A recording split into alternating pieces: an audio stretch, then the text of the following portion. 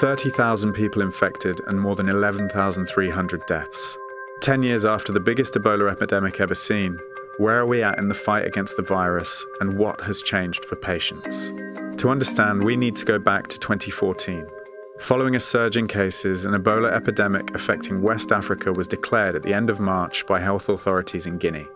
The virus, which has a mortality rate of up to 90%, spread across borders, first to Liberia and Sierra Leone, and then to other countries, destabilizing already fragile health systems. This was unprecedented. For the first time, Ebola represented a threat to rich countries with the risk of an outbreak, and it was precisely at that point that funding for research and development increased dramatically.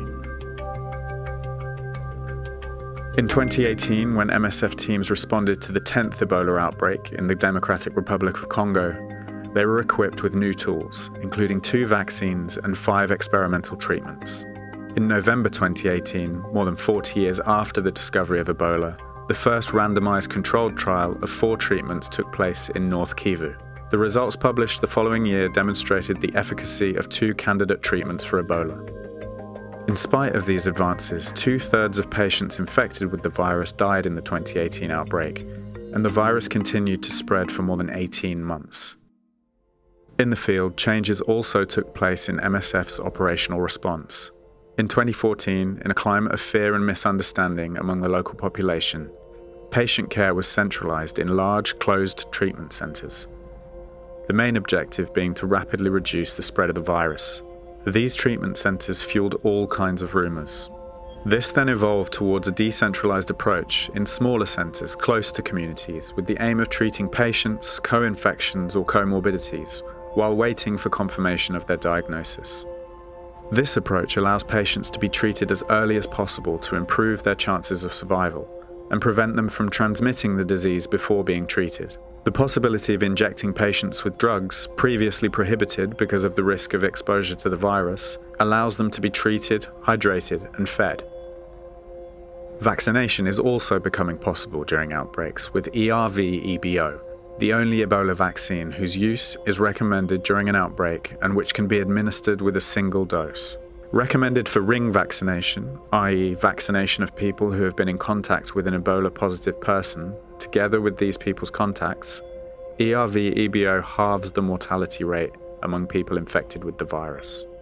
Rethinking the strategy for combating Ebola from the point of view of the people concerned means rethinking the isolation and treatment of patients, identifying and monitoring people who have been in contact with a patient infected with the virus, raising awareness among the population, safe and dignified burials, active search for patients and support for healthcare. To take one example, the structure of treatment centers is changing and plexiglass partitions allow families to see what is happening inside. Body bags also have transparent windows to allow the deceased person's face to be seen. And through a system of mobile clinics, care is brought directly to patients in health centers within communities. Implementing an integrated response thus fosters greater acceptance of Ebola-related activities by the population, encourages early reporting of symptoms, and facilitates the identification of suspected cases. Today, 10 years after the biggest ever Ebola outbreak, while there have been real advances in medical and social terms, significant challenges remain in the response to the virus. Firstly, both vaccines and treatments remain extremely expensive. Secondly, access to treatments, and particularly their affordability, are left to the goodwill of the private corporations that own them, and to national governments.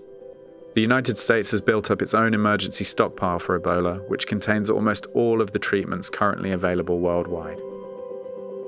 At the operational level, other questions continue to arise due to the unpredictability of outbreaks. How much room will the governments of sovereign states be prepared to give foreign players in countries where Ebola arouses suspicion amongst the population? How many doses of vaccines and drugs will the pharmaceutical corporations and the governments that own them be willing to donate or sell, and at what price?